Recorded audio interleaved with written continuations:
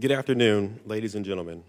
On behalf of Lieutenant General Mark H. Landis and the Command Sergeant Major Christopher A. Prosser, the Commanding General and Command Sergeant Major of 1st Army, welcome to the Distinguished Service Cross Award Ceremony honoring World War II D-Day medic Corporal Waverly B. Woodson, Jr. Presiding over the ceremony today is Senator Chris Van Hollen, U.S. Senator from the state of Maryland, Waverly Woodson's longtime home state, and Lieutenant General Mark Landis, the Commanding General of 1st Army, the unit with which Corporal Woodson served on the day of his heroic actions. We would like to take this time to honor our distinguished guests. Please hold your applause until the introductions are complete. First, the family. We are honoring today Miss Joann Woodson, spouse of Waverly Woodson, and Steve Woodson, son of Waverly and Joann Woodson, along with their extended family and friends. Please also welcome Mark Veazey, U.S. Representative from the 33rd District of Texas, Secretary of the Army, Christine E. Wormuth, Lieutenant General Mary Isgary, Commanding General, Army Medical Command, Command Sergeant Major Timothy J. Sprunger, Army Medical Command, Lieutenant General Retired Thomas S. James, former 1st Army Commanding General, and Miss Shelley James, Lieutenant General Retired Tony Aguto, former 1st Army Commanding General, and Miss Melanie Aguto, Major General Timothy Brennan, 1st Army Deputy Commanding General, support. Miss Linda Hervo, the author of The Forgotten, The Untold Story of D-Day's Black Heroes, at Home and at War, and Captain Kevin Bruflot, 1st Army historian whose more than 3 years of research into Corporal Woodson's D-Day actions helped make this day possible. Please join me in a round of applause.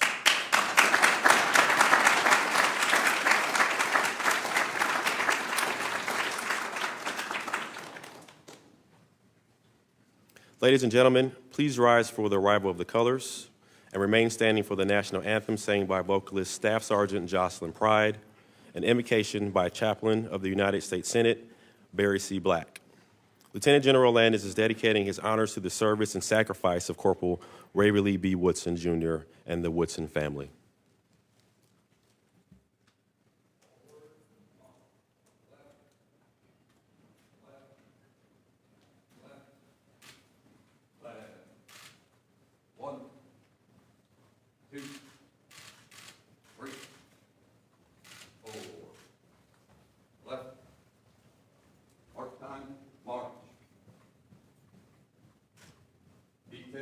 Halt. Left face. Present arms.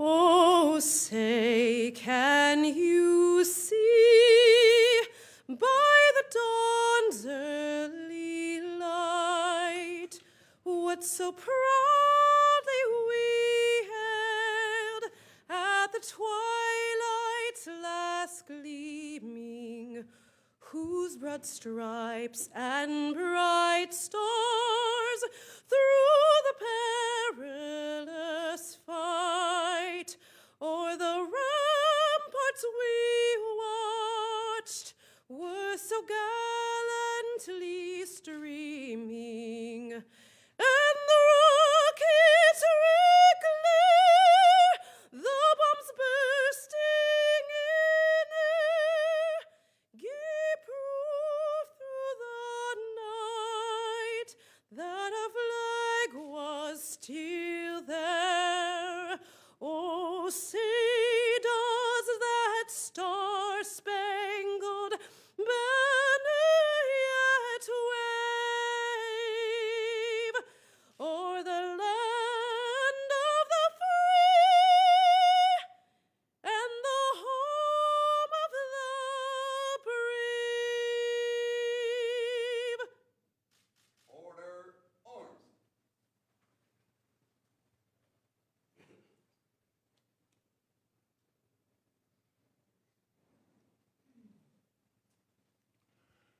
Please pray with me. Eternal God, we thank you for those in every age and generation who by their courage and sacrifice purchased freedom for humanity. Today, we are especially grateful for this posthumous presentation of the Distinguished Service Cross to Staff Sergeant Waverly B. Woodson, Jr., who was in the first wave of patriots who stormed the beaches at Normandy. Lord, we are astounded that, though wounded, this Army medic spent 30 hours delivering life-saving care to the wounded and dying. We praise you for the hundreds who survived their wounds because of his courageous intervention. May Staff Sergeant Woodson's exemplary service inspire us to walk worthy of those who were willing to give their last full measure of devotion to pay the high price for freedom. Challenge us, mighty God, to dare more boldly, to venture on wider seas where storms will show your mastery, where losing sight of land, we will find your stars. We pray in your sovereign name. Amen. Please be seated.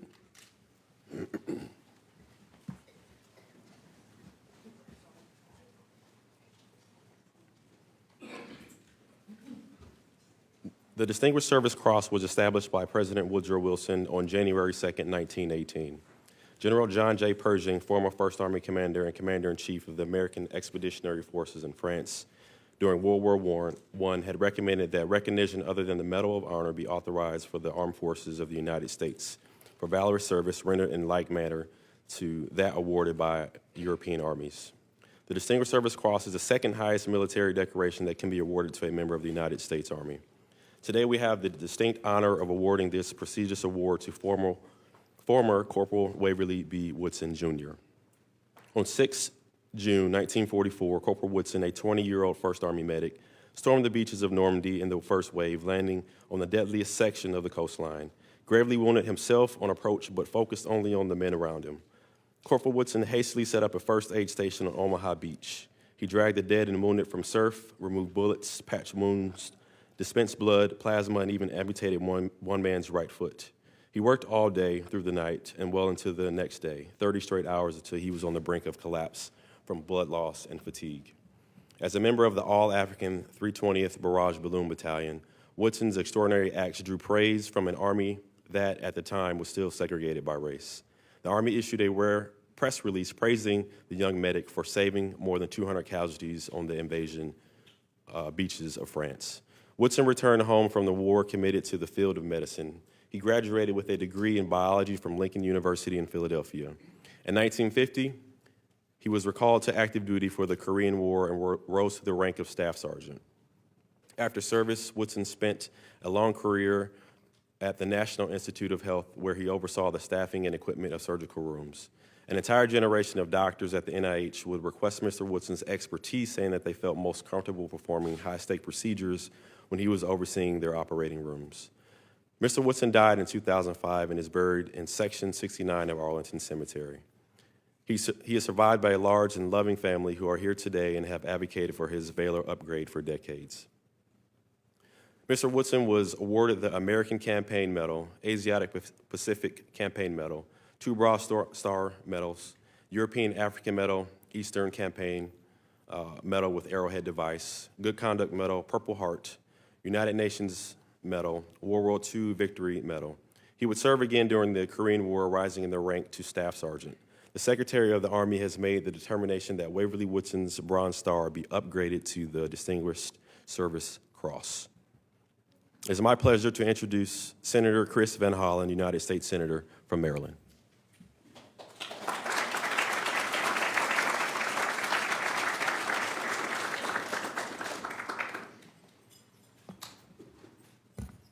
Thank you and welcome to the United States Senate. Thank all of you for joining us today for this very special and historic occasion. I do want to start by acknowledging the members of the Woodson family who are here because without their unwavering commitment to ensure that Corporal Waverly Woodson received his proper recognition, we would not be here today. So to his widow, Mrs. Joann Woodson, welcome. Thank you for carrying on the torch for your late husband. To your son, Steve Woodson, thank you for all that you've done to bring us here. I know that the Woodson's daughter, Elaine Hood, is celebrating with us from afar and cheering us on, but her daughter, Michelle Williams, is with us, along with many other members of the Woodson family. So if you could all join me in thanking this family for their dedication to our country.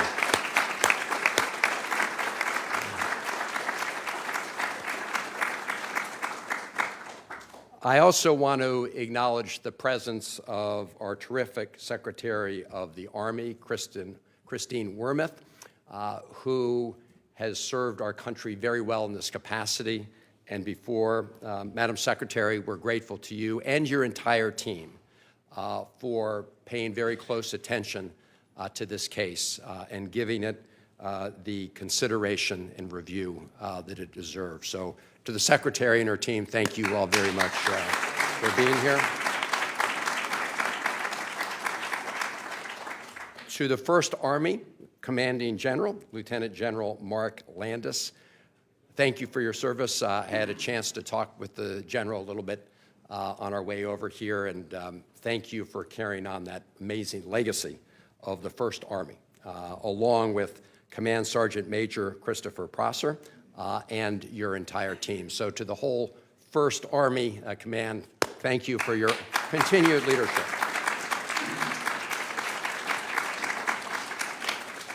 He's been mentioned, but I also want to recognize his efforts again. Congressman Mark Vesey from Texas is here with us. He's been a vocal leader in the fight to memorialize the forgotten black heroes of D-Day. Congressman Vesey, thank you for your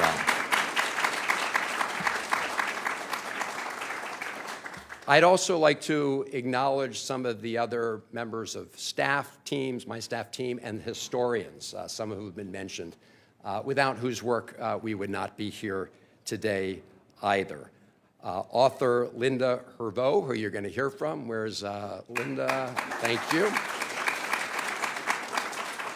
First Army historian, Captain Kevin Braflat. Thank you. To Kirsten Hampton of the First Army team, thank you for your efforts. And some of my former staff members who worked on this for many years and who are here today, it was very important to them that this day arrive. Austin Morris, Spencer Knoll, and Joan Kleiman. Thank all of them for being here. And to Ashima Talwar, who currently leads that team. I want to thank her as well.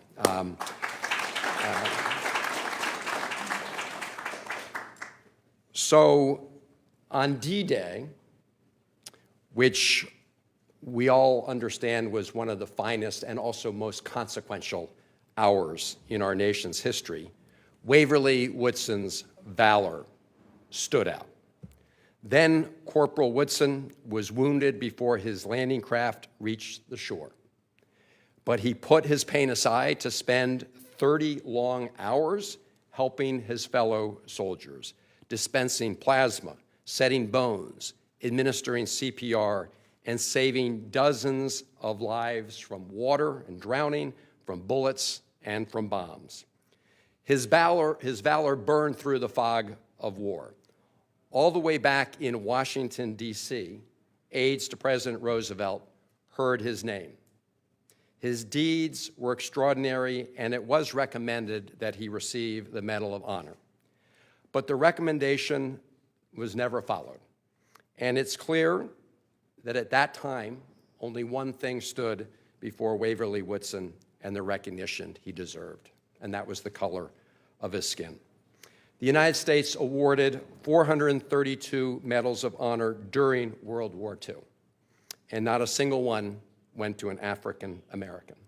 It was only in 1997 that some Black Americans received that award for their valor in World War II. So Waverly Woodson's family has carried on the fight to secure the recognition he had earned. Mrs. Woodson first reached out to my team 9 years ago. I was in the House of Representatives at the time, and upon hearing their story, it was one that we could not but take up as one of our own. We handle, as you can imagine, cases of all sorts from constituents, as Congressman Vesey does. Medicare issues, the VA, but this one stood out for the singularity of its purpose and because the family was so united on this important mission. So we worked back in 2015 and began the process to move forward. Linda Hervo, again, thank her for her efforts, as well as First Army historian Captain Branflat. They provide us with the input and information to pass on to the Army for review. And here in Congress, we worked to overcome some obstacles on a bipartisan basis, passing legislation to eliminate time limitations on the presenting of medals because there's no time limit on doing the right thing. So this took a winding path in the United States Congress, but we are here today after Secretary Wormuth and her team undertook this review based on the additional information that they received. So now we can proudly represent the Waverly Woodson's family with the Distinguished Service Cross for his valor during World War II, which is the highest award that the Army can provide its own members, given on the basis of extraordinary heroism. Our final objective remains a Medal of Honor, but that should not in any way lessen the fact that today marks a long-sought, hard-earned triumph for the family in the name of the valor and heroism of Waverly Woodson. And righting this wrong matters. It matters for Waverly Woodson and his family, and it matters for our entire country, because we are a stronger, more united country when we remember all of our history and when we honor all of our heroes. So long as people like Waverly Woodson have fought in our wars, people like Joann Woodson have fought to make sure that we remember them appropriately. And even when World War II was still being fought, Black newspapers launched a campaign to highlight the contributions of Black service members and condemn the injustice that they were still treated as second-class citizens by the country they were sacrificing everything for. Their message helped inspire the civil rights movement, and their message was simple and powerful. Until Americans of all backgrounds and all races enjoyed equal access to jobs and equal access to the voting booth, our triumph against the Axis powers would be incomplete. Their movement was called the Double V campaign: victory for democracy abroad, victory for democracy here at home. Today, we are still embarked on that long journey.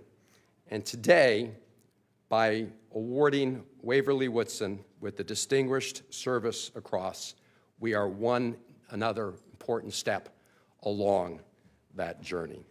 Waverly Woodson saved hundreds of lives with his hands, and now we can help move our country forward by presenting this important award and telling his story as we are today. Thank all of you who have been part of this important journey, not only for Waverly Woodson, not only for his family, but for our country. Thank you.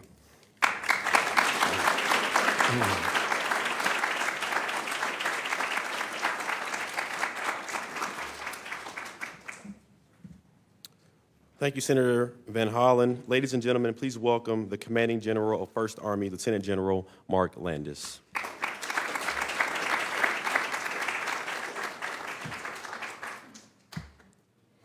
Good afternoon, and thank you all for being here today. Senator Van Hollen, Secretary Wormuth, 1st Army's efforts to see Waverly Woodson properly honored for his actions on D-Day have been a long-running labor of love for our organization. On behalf of our entire formation, I want to thank you both and your teams for all that you have done. To Mrs. Woodson, to Steve, and I know Michelle representing Elaine, it has often been said that a soldier fights not because of what lies in front of him, but what he has left behind. I hope Waverly can rest in peace knowing our soldiers continue to fight for him and for you. You have become our dear friends over these many years, and you will always be counted on as our 1st Army family.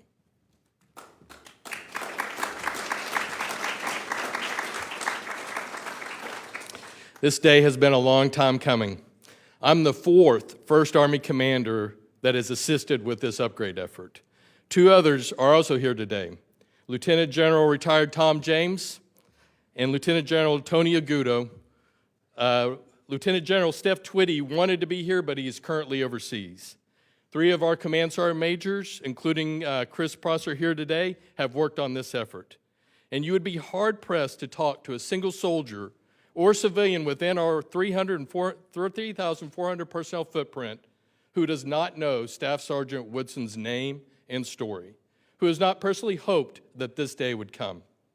In fact, a celebration scheduled in Fort Cavazos next week, where the division there is dedicating a conference room in his honor.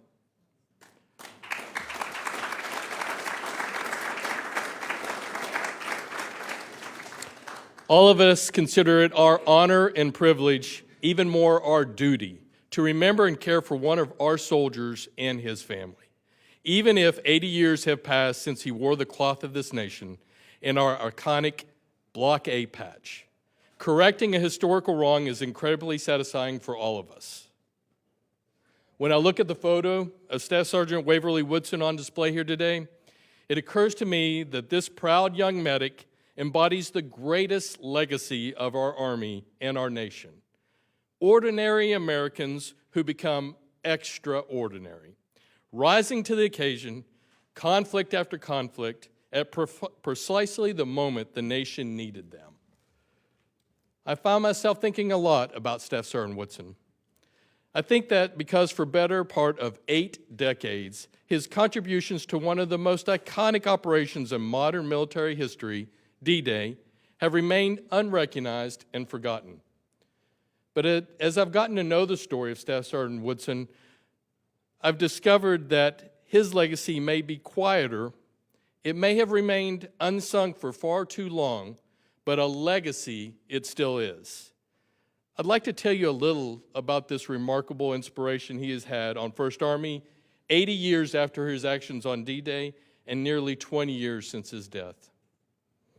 I'll start with our 1st Army impassioned young historian that you've heard about, Captain Kevin Bradford. So inspired by hearing Staff Sergeant Woodson's story, Kevin devoted more than 3.5 years, often of his own time, combing dusty archives and out-of-the-way Army record collections to document his D-Day actions. At one point, the Army could not even confirm Woodson had served due to a fire in a records facility that destroyed his records. Kevin's hundreds and hundreds of hours of research changed all that. A conservative estimate is that he has examined more than 415 linear feet of faded Army records to get us where we are today.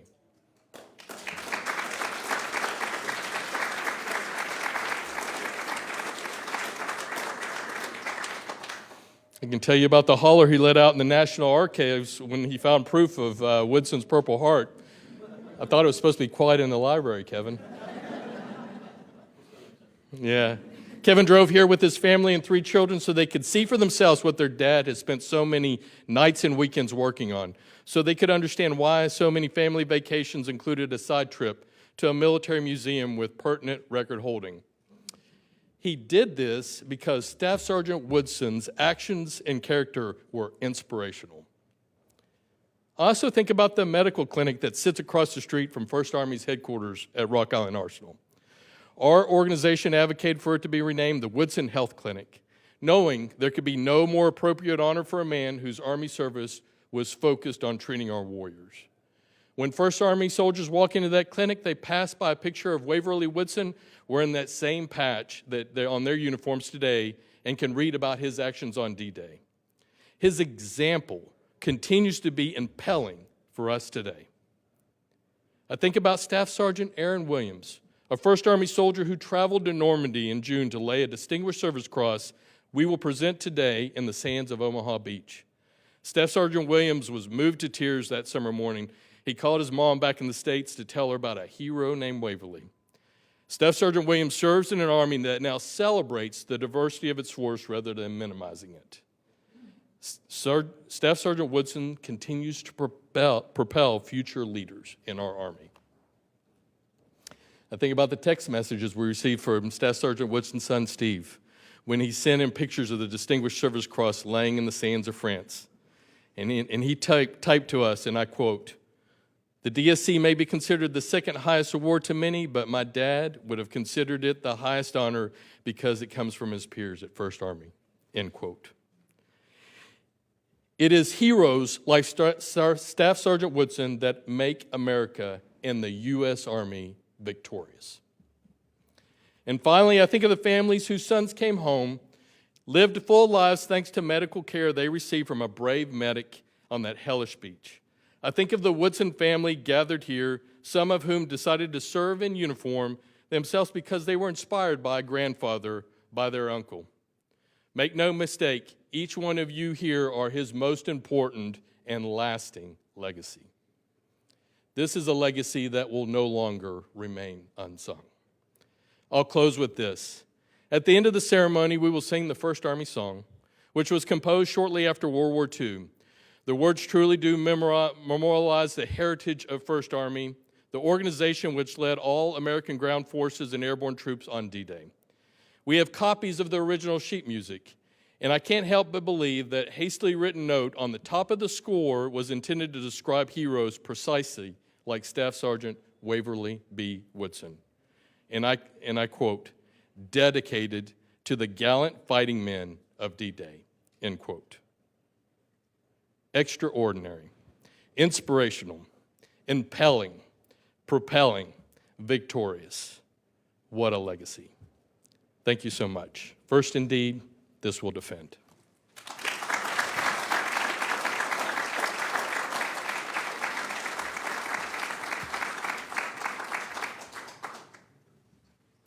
Thank you, sir. Ladies and gentlemen, please welcome Linda Hervo, author of Forgotten, the untold story of D-Day's Black heroes at home and at war.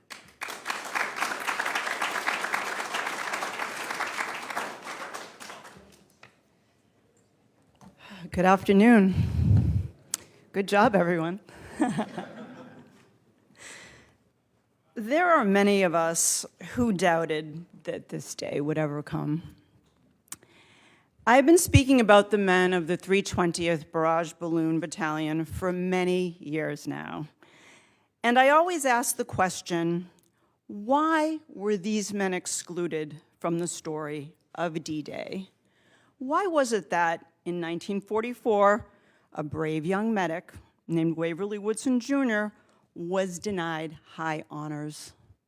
Well, if you know the story, and you had a good synopsis today, then you already know the answer. Systemic racism is crippling. Systemic racism distorts our institutions, our society, sowing injustice.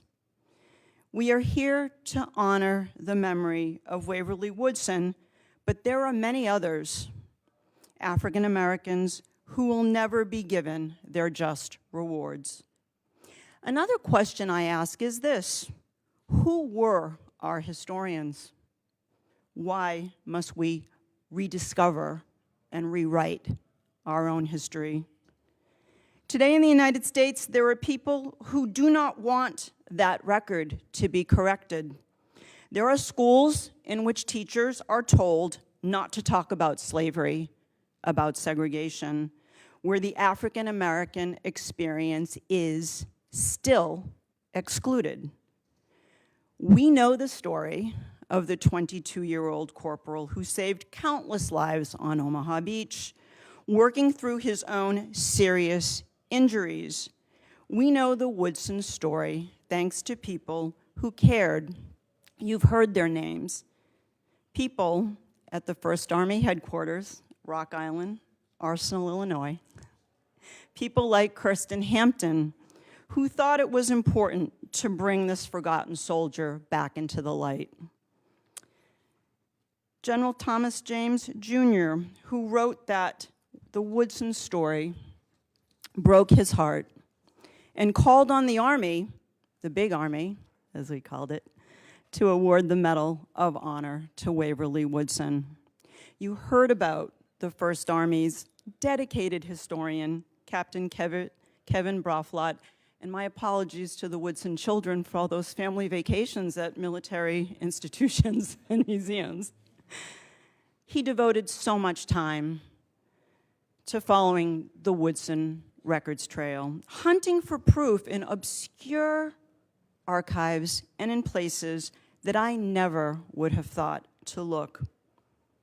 When the staff of then Representative Chris Van Hollen contacted me in 2016 about pursuing a Medal of Honor for Woodson, I had my doubts. I wondered how long interest would last, because campaigns like this one can take a very long time, and election cycles are short. I read a line in a news story the other day that struck me. The past is patient. And Senator Van Hollen was patient, with help from staffers like Austin Morris, Spencer Knoll, Ashima Talwar. They worked behind the scenes, building a bipartisan coalition to get behind that effort. The Woodson campaign attracted many other supporters, like Representative Vesey, on and off Capitol Hill, many of whom are with us today. And so thank you to the Van Hollen team, to the 1st Army, to the Secretary of the Big Army, Christine Wormuth, and all of you who cared enough to keep fighting for justice. I would be remiss if I didn't call out a very special woman who kept us all going. Joann Woodson, 96 years old, never gave up hope, though sometimes it was hard to keep hoping. Linda, she'd say in our many phone calls, do you think they're doing anything? Well, happily, Joann, they were doing something. The Distinguished Service Cross that you will take home to Clarksburg is an acknowledgement that history can be corrected, that heroes can be restored to their rightful place in our books and on our screens. Is the Distinguished Service Cross our final effort for Waverly Woodson, or is it a stepping stone? Joann, perhaps our work is not done yet. I'd like to close with the words of President Obama, who in 2015 awarded the Medal of Honor to the late Sergeant Henry Johnson of World War I's 369th Infantry Regiment, the legendary Harlem Hellfighters. On that day at the White House, nearly a century after those bleak days in the trenches of France, the president said, "It is never too late to say thank you."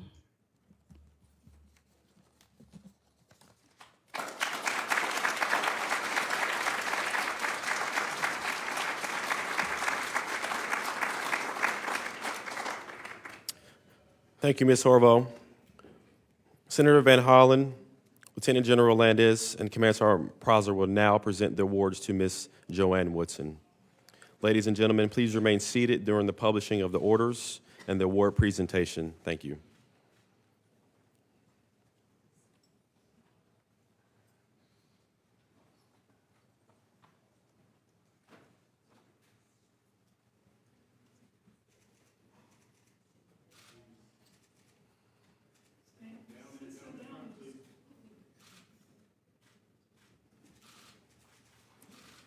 Attention to orders. By direction of the President, under the provision of an act of Congress approved 9 July 1918 and amended 25 July 1963, the Distinguished Service Cross for extraordinary heroism in action is awarded to Corporal Waverly B. Woodson. For extraordinary heroism while engaged in action against the enemy of the United States while serving as a medic assigned to the 320th Barrage Balloon Battalion, very low altitude in France. As his landing craft approached the Normandy beach, it was disabled by a flurry of shell strikes and underwater mine explosions, swamping the motor and leaving the passengers of the mercy of the tide. Corporal Woodson was wounded in intense shell fire by shrapnel to his growing inner thigh and back. After having his wounds hastily dressed by another medic, Corporal Woodson began treating the other wounded surrounding him. He struggled through the waves to reach Omaha Beach, where he assisted in the establishment of a first aid station and moved the wounded to treatment in the face of intense small arms fire and artillery fire. Despite his own wounds, Corporal Woodson spent 30 grueling hours saving the lives of his soldiers, treating more than 200 casualties and delivering life-saving care. Just after being relieved from duty to rest and seek his own medical care, Corporal Woodson was called over to a group of soldiers in distress. These troops had been attempting to reach the beach in rough surf from a vessel just off the coast. As the soldiers made their way from the ship by means of rope anchored to the shore, the rope broke and 3 of them were quickly submerged. Corporal Woodson was called over to assist in giving artificial respiration to the seemingly lifeless men pulled from the surf. Due to his assistance, the soldiers were saved from the drowning and were able to rejoin their unit. After his actions, Corporal Woodson was sent to the hospital for further treatment of his wounds. Corporal Woodson's conspicuous gallantry, extraordinary heroism, and intrepidity beyond the call of duty are in keeping with the highest traditions of military service and reflect great credit upon himself, his unit, the United States Army, signed Christine E. Wormuth, Secretary of the Army.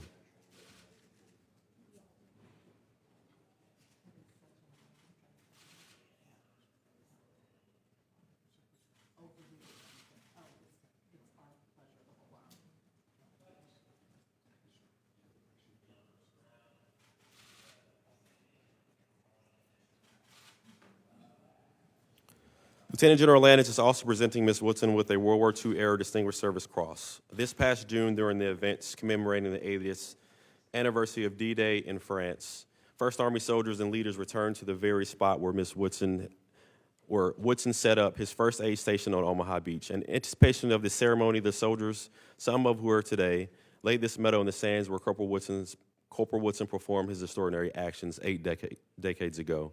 Lieutenant General Landis has presented that historic medal and sand from Normandy to Ms. Woodson.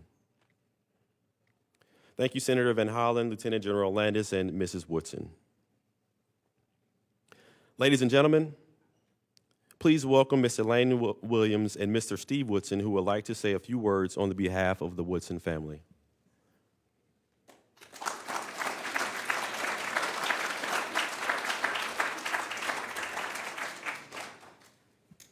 Good afternoon. I stand here today in proxy for my mother, Elaine Hood, who couldn't be with us today. I want to begin by thanking everyone for joining us, both in person and in spirit. Family, friends, and distinguished guests, your presence means the world to us. I would like to acknowledge Senator Van Hollen, Lieutenant General Landis of the First Army, and those who could not make it today, but have shown their unwavering support. This moment is a culmination, of my grandmother's tireless advocacy to ensure my grandfather receives the honor he so rightfully deserves. Your dedication has been a guiding force, and we are deeply grateful for your efforts. I also want to extend a heartfelt thanks to Linda Hervo, whose meticulous research, illustrated in her book Forgotten, brought to light the heroic actions of the 320th Barrage Balloon Battalion on D-Day. Your work honors my grandfather's legacy and the sacrifices of so many others. Thank you all for being part of this momentous occasion. Thank you.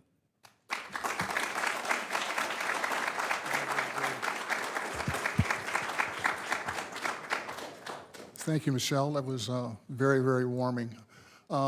It's been a long, long road, as we've all talked about, to get to this day.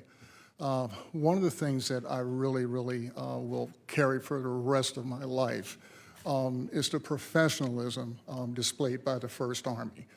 Secretary Wormuth, General Landis, General James, General Guto, Kirsten, Hampton, Captain Kevin Bravloff. These are all outstanding representation of the United States Army. I have found over the recent years of dealing with everyone involved, the professionalism of our services. I grew up in a time where parents let the kids kind of figure things out on their own. My dad never really pressed me to go into the service, and I elected not to at the time for various reasons.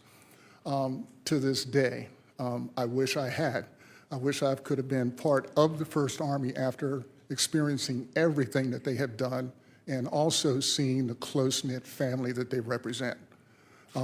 They are a tribute to the United States of America. My father, if he could have been here today, would be humbled at everyone that's here to pay honor to him.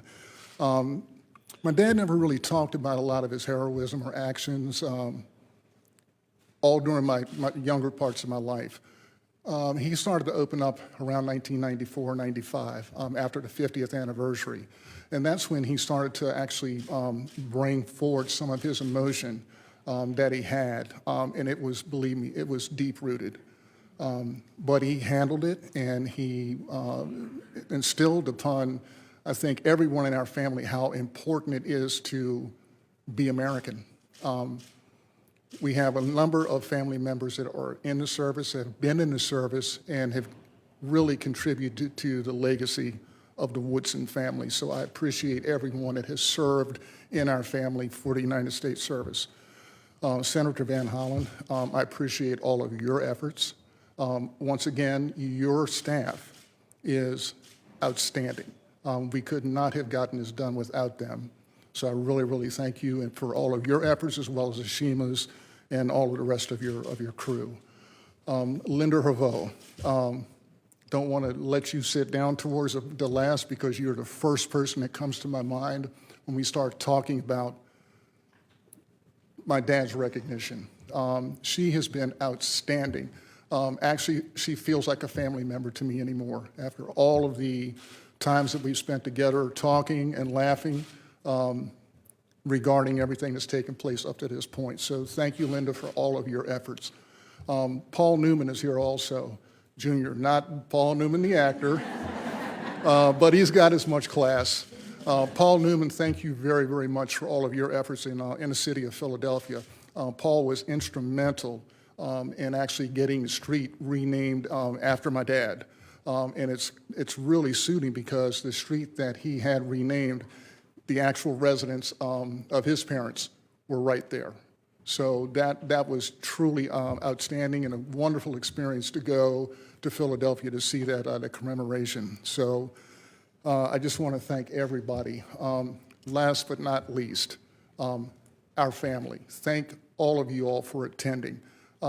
This is, in today's times, we all know it's difficult to get people together, much less get all of the family together for any kind of occasion. Generally, now there's food involved. But everyone that's here today from our family, I thank you and love you all for coming. And let's continue to keep these efforts forward to see Dad get the ultimate recognition of the Medal of Honor. So in closing, thank you all.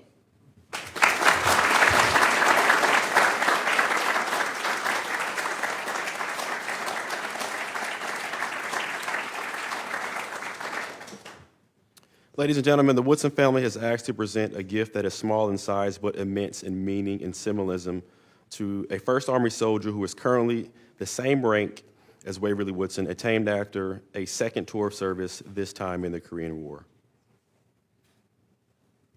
Staff Sergeant Aaron Williams participated in the ceremony on Omaha Beach when First Army laid the Distinguished Service Cross in the sand and remembering him and his service. Steve Woodson is presenting Staff Sergeant Williams with the U.S. insignia from his father's Army uniform. Since the Army has recently modeled its own modern dress uniform on the World War II-era uniform, this medal is still authorized to be worn on a service member's lapel today. Steve Woodson is also gifting Staff Sergeant Williams with his father's sergeant stripes.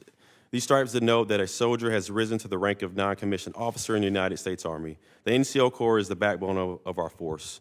The gifting of the rank and uniform medals from one generation to the next is an old-age military tradition. Thank you to the entire Woodson family for honoring 1st Army and one of our outstanding soldiers in this way.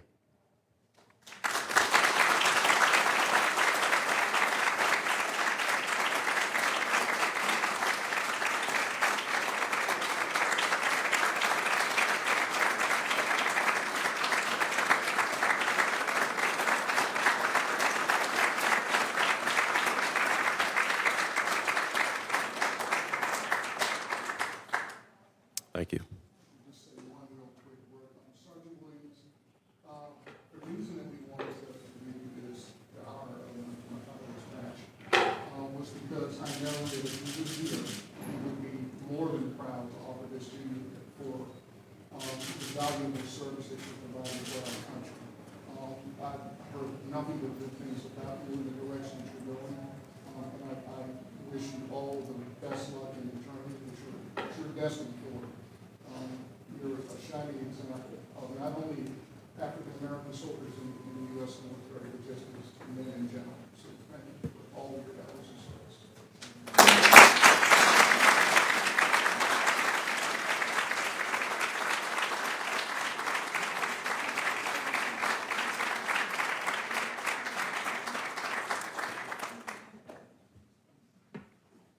Ladies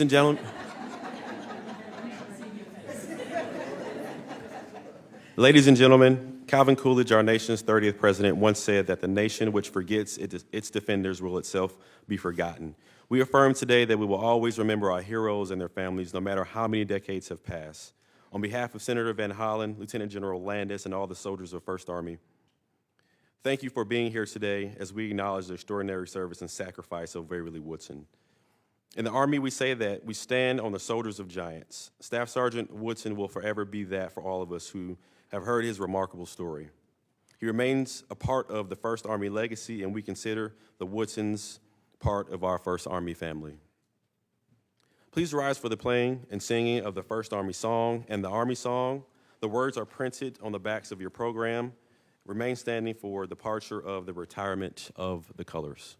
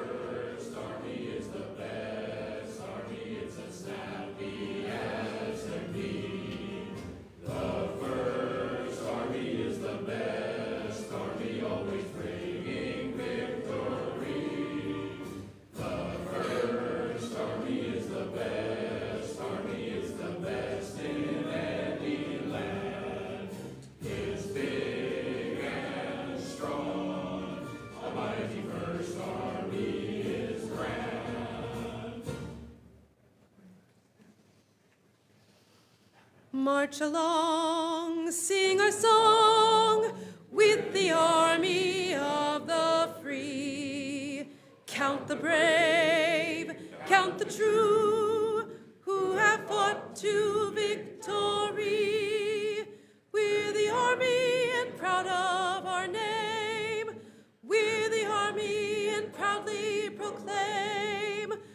arms to fight for the right and to build the nation's might, and the army goes rolling along.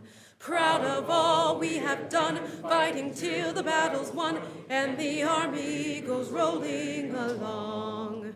Then it's hi, hi, hey, the army's on its way. Count off the cadence loud and strong, for where'er we go, you will always know that the army goes rolling along. Right face. On left, march, left, left. 1, 2, 3, 4. Left, left, left, left. 1. Ladies and gentlemen, this concludes today's award ceremony. Thank you once again. You're welcome to gather and socialize, and there are refreshments in the back. We have this room until 4:15 p.m. First, indeed, this will defend.